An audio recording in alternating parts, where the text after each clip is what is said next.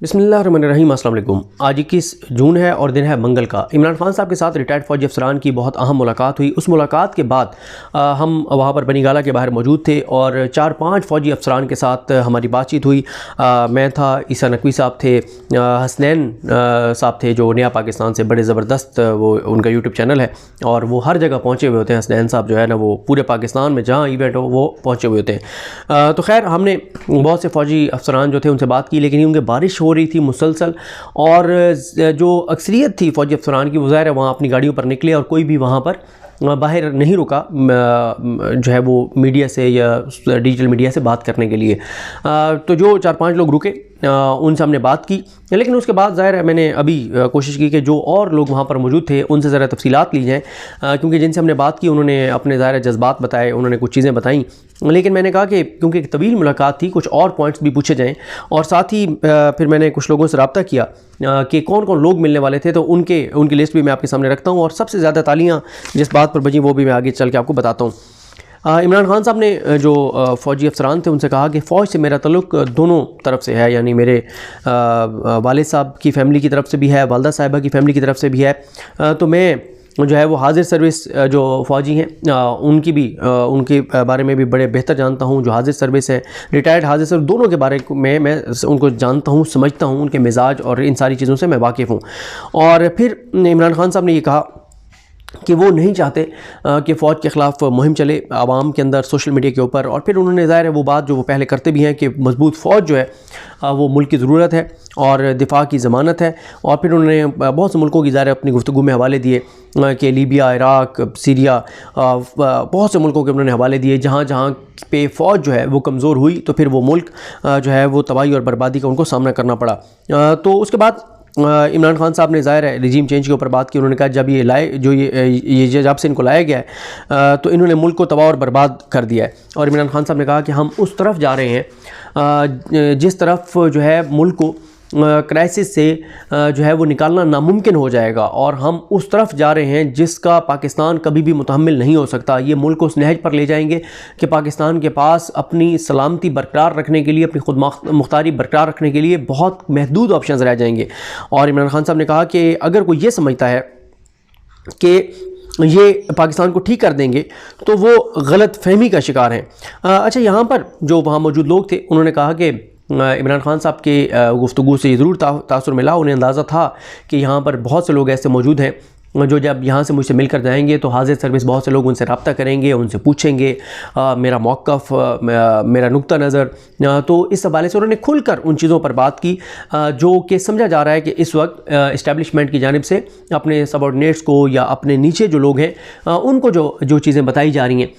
कि क्यों ये हुआ और कैसे हुआ। और कहीं ना कहीं पे नून लीग जिस तरह से दावा करती है कि अब तो इस्टेब्लिशमेंट की जानिब से बहुत से लोगों को ये कहा जाता है कि नून लीग ही मुल्क को क्राइसिस से निकाल सकती है, ये बड़े तजर्बाकार हैं, बड़े ज़बरदस्त हैं, इनसे जितना भी इख्तिलाफ़ कर लें लेकिन हैं तजर्बाकार। तो इमरान खान साहब ने बेसिकली उन्हीं पॉइंट्स को एड्रेस किया जो इमरान खान साहब तक पहुँचते हैं कि जो बहुत से जो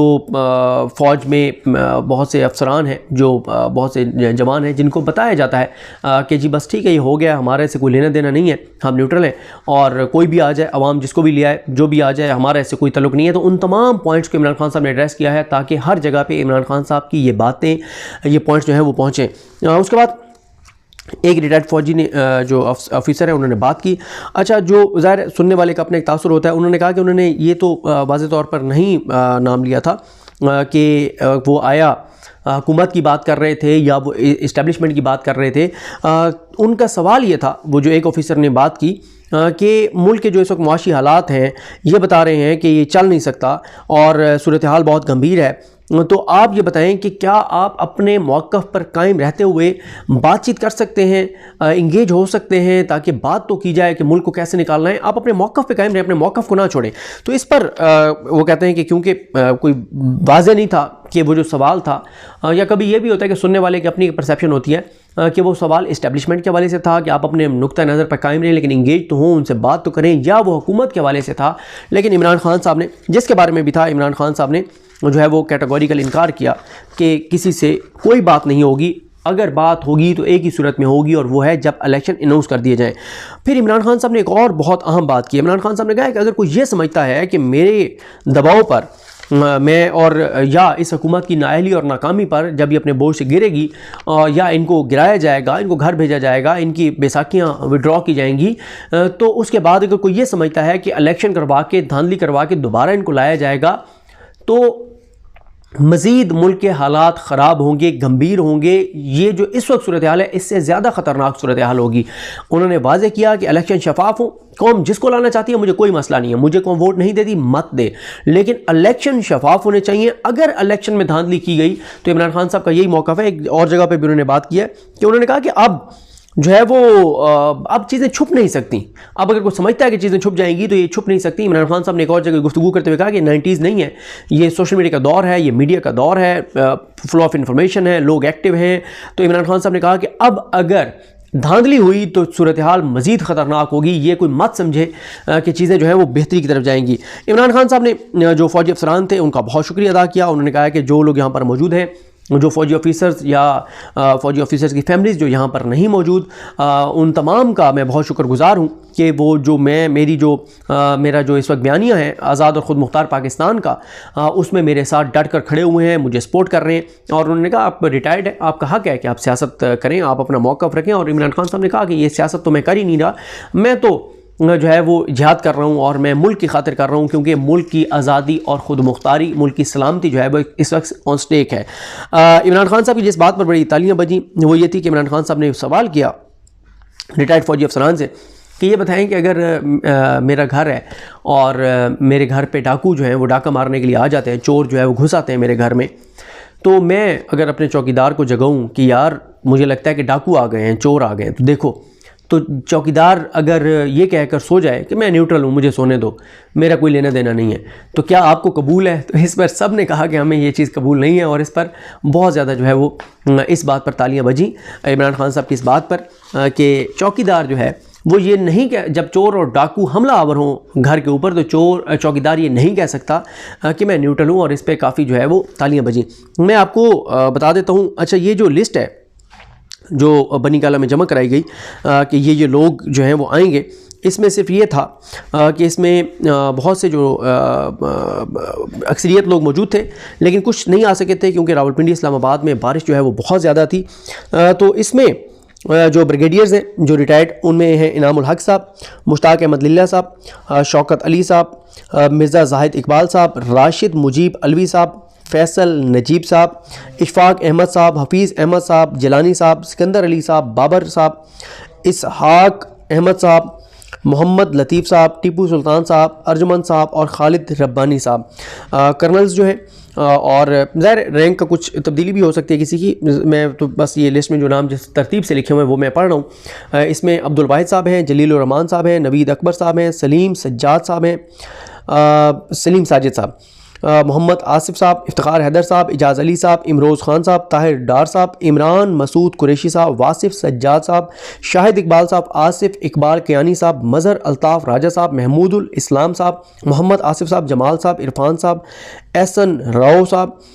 याकूब साहब, राशिद अली बंगिश साहब, आगा सिप्तैन काज़मी साहब, तारिक खटक साहब, तारिक साहब, 2 तारिक हैं, ग़ुलाम रज़ा साहब, इफ्तिखार साहब, आसिफ हुसैन साहब और साजिद अली साहब। मेजर्स में लिखा हुआ है कि ज़फ़र इकबाल गोंदल साहब, रहीम दाद सवाती साहब, सुहेल खान साहब, इदरीस मलिक साहब, सग़ीर चीमा साहब, इफ्तिखार नसरुल्लाह साहब, फ़ारूक शनवारी साहब, तलहा अली ख़ान साहब, अकील रज़ा साहब, सैयद नवीद अब्बास साहब, सरफराज साहब, राजा फ़ज़ल हयात साहब जिनका हमने इंटरव्यू भी किया था, MMK के नियाज़ी साहब, खलीक ज़मान साहब, जावेद शेख साहब, मसूद लतीफ़ साहब, सैयद वजाहत हुसैन साहब, जाहिद रशीद साहब, फैज़ अहमद फैज़ साहब, तारिक अफरीदी साहब, इनाम हुसैन साहब, अयाज़ अंजुम साहब, फ़खरुल इस्लाम साहब, अहमद जमाल साहब, ग़ुलाम मुस्तफ़ा साहब, मोहम्मद सलीम राजा साहब, इमाम साहब, इमाम लिखा हुआ है सिर्फ, नईम खान साहब और बुलंद इकबाल साहब। कैप्टन्स एयरफोर्स ऑफिसर्स मुख्तलिफ हैं इसमें, ये आखिरी वो लिस्ट है। इसमें तनवीर डार साहब हैं, कमांडोर असलम राज साहब हैं, स्क्वाड्रन लीडर नुसरत हुसैन साहब हैं, खालिद जमील मलिक साहब हैं, और इसके बाद उमर चीमा साहब हैं, लेफ्टिनेंट फ़ारूक इकबाल साहब हैं, और वाजिद अली साहब हैं, गफरान अब्बास साहब हैं, सन ऑफ कर्नल सिप्तैन साहब, डॉक्टर कामरान साहब हैं, आफ्ताब आलम साहब हैं, कैप्टन सुहेल दुरानी साहब हैं, कैप्टन शाहिद आगे लिखा हुआ है अदालत, जो भी उनका नाम है, वो स्पेलिंग मिस्टेक हो सकती है, हमजा जाहिद साहब, जो son of major Zahid Rashid, और फ़्लाइट लेफ्टिनेंट अनवर साहब, एम्बेसडर कैप्टन अमजद मजीद अब्बासी साहब, और शजीउर रहमान साहब, सन ऑफ खलील रहमान साहब, लुकमान ख़ान शिनवारी, और अब्दुल मोईद शिनवारी, कैप्टन रऊफ़ कयानी, अरमगान अली बहादुर, उसैद अशरफ बेग आगा, इरसम अब्बास, यहाँ पर ये लिखा हुआ है ARSIM, नुमान हुसैन अवान साहब, हुसैन अवान साहब, मोहम्मद शाहिद साहब, कुछ हैं वो जो आर्मी ऑफिसर्स, रिटायर्ड ऑफिसर्स हैं, उनके बेटे भी वहाँ पर थे। तो बार लिस्ट में ये नाम लिखे हुए हैं, किसी में स्पेलिंग की मिस्टेक भी हो सकती है। तो ये वो लिस्ट है जो लोग वहाँ पर जिनकी लिस्ट जमा कराई गई थी कि ये लोग आएंगे। इसके अलावा भी कुछ लोग होंगे, लेकिन मुझे बहरहाल यही लिस्ट मिली है जो बनी गाला में जमा हुई। ज़ाहिर है शायद हो सकता है कुछ और ऐसे लोग हों। और एक चीज़ और आपको बता दूँ कि चलें उसके बारे में मैं कंफर्म कर लूँ तो फिर बात करेंगे। मुझे अपनी दुआ में याद रखें। अल करीम हम सबका हामी नासर हो। अल्लाह हाफ़िज़।